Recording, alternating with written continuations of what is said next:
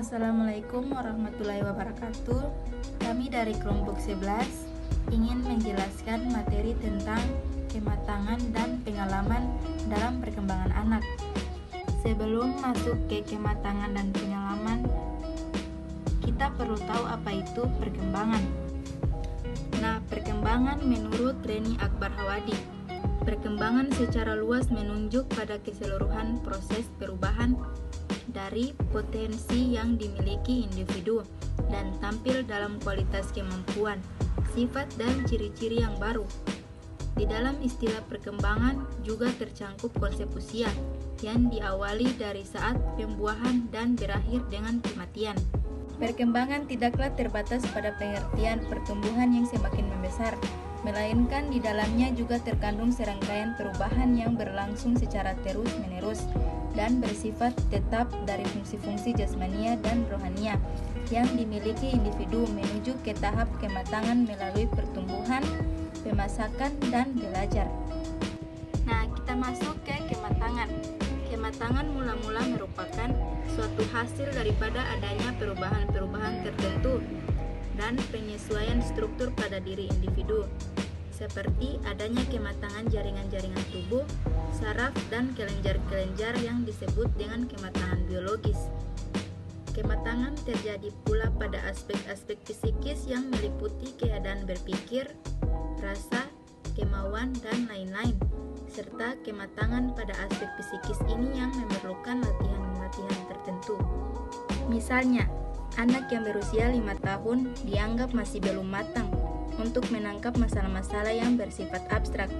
Oleh karena itu, anak yang bersangkutan belum bisa memberikan matematika dan angka-angka.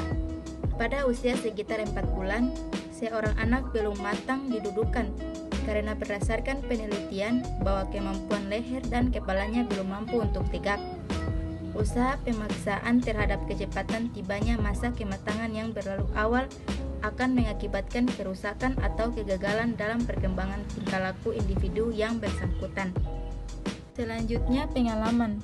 Pengalaman merupakan peristiwa-peristiwa yang dialami oleh individu dalam berinteraksi dengan lingkungan. Di sini, pengalaman dianggap sebagai unsur lingkungan, yakni sebagai pengalaman-pengalaman environmental yang diperoleh dalam kehidupan.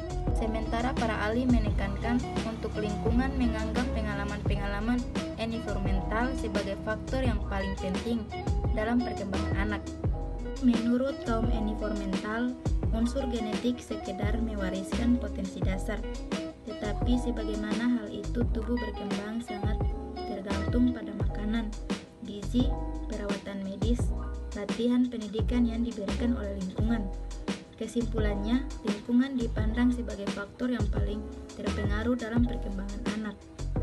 Dalam ahli yang mengutamakan unsur pengalaman atau lingkungan, menganggap pengalaman-pengalaman environmental sebagai faktor yang paling penting dalam perkembangan anak, di mana seorang hidup ia akan duduk, berjalan, dan berbicara. Setelah memahami hakikat kematangan dan pengalaman dalam perkembangan anak, penting untuk dipahami fungsi kematangan karena kematangan dan proses belajar memainkan peran atau memberikan stimulus.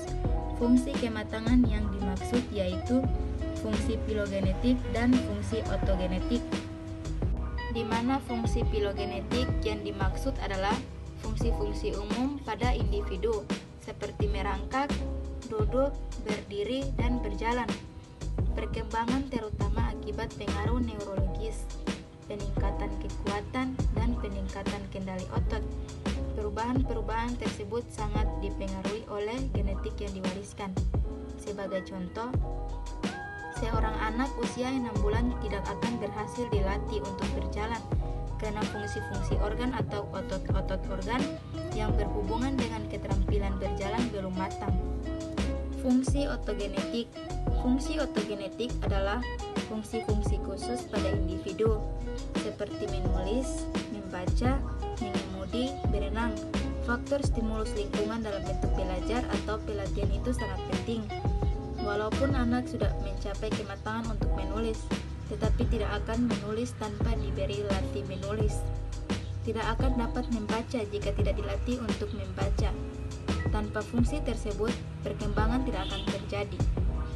Berkaitan dengan hal tersebut, kematangan memberi batasan sejauh mana perkembangan dapat atau tidak dapat memperoleh kemajuan, sekalipun diberi motivasi dan metode yang tepat, sehingga ada istilah anak memperoleh kesempatan belajar pada saat sudah siap.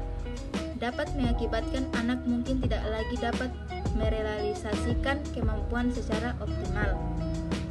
Itu saja penjelasan saya. Saya akhiri dengan wabillahi taufik walhidayah.